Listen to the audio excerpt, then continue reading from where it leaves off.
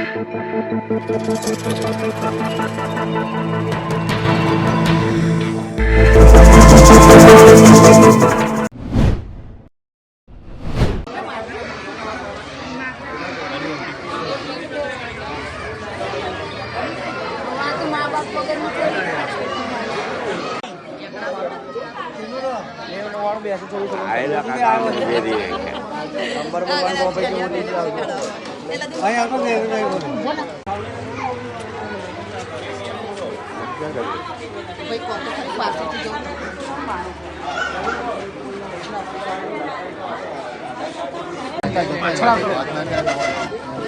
Phone ले लो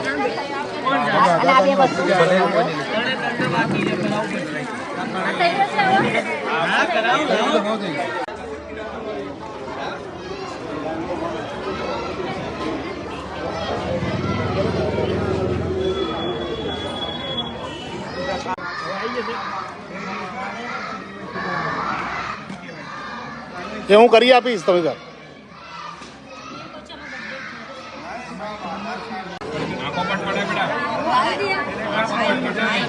આંખો ખોલ બંધ કર બહુ જોરદાર લે હજુ કરવું પડશે થઈ ગયું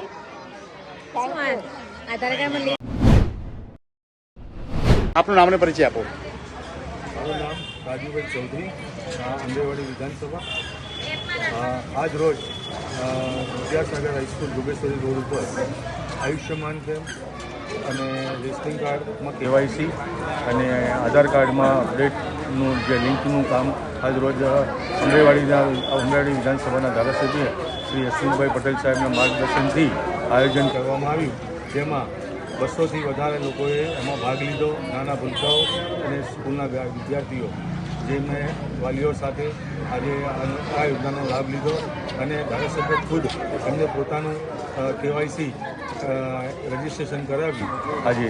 અને આ કાર્યક્રમ અત્યારે ચાલુ છે. સવારે 11 વાગ્યાથી 5 વાગ્યા સુધી આ કાર્યક્રમ ચાલશે અને સારો એવો રિસ્પોન્સ મળે.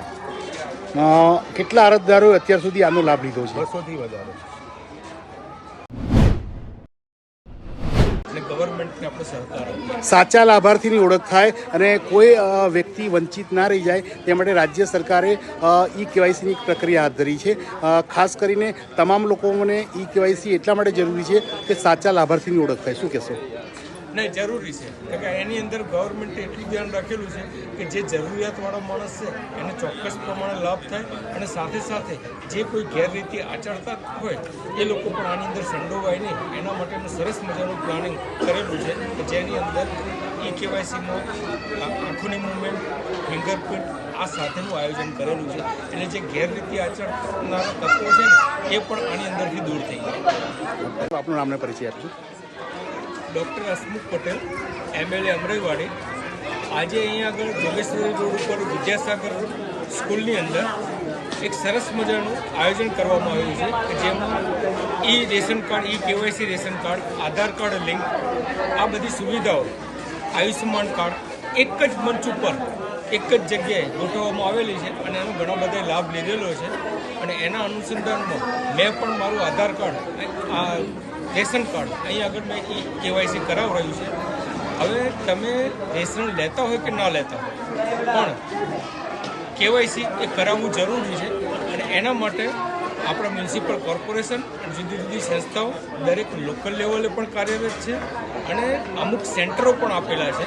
પ્લસ માનનીય વડાપ્રધાન નરેન્દ્ર મોદી એવી પણ સુવિધા કરેલી છે કે તમે ઘરે બેઠા બેઠા પણ મોબાઈલની અંદર માય રેશન કાર્ડ એપ્લિકેશનની અંદર પણ કરી શકો છો.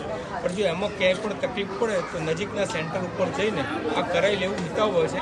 કે આપ સમજી શકો છો કે અત્યાર સુધી પાસપોર્ટ જ એક વેલિડ આઈડેન્ટિફિકેશન ગણાતું હતું, પણ હવે ઓલ ઓવર વર્લ્ડની અંદર એમ કઈ રીતે ચાલે કે આપણું આધાર કાર્ડ પણ એક સરસ મજાનું વેલિડ કાર્ડ ગણાય છે. તો મારી સર્વ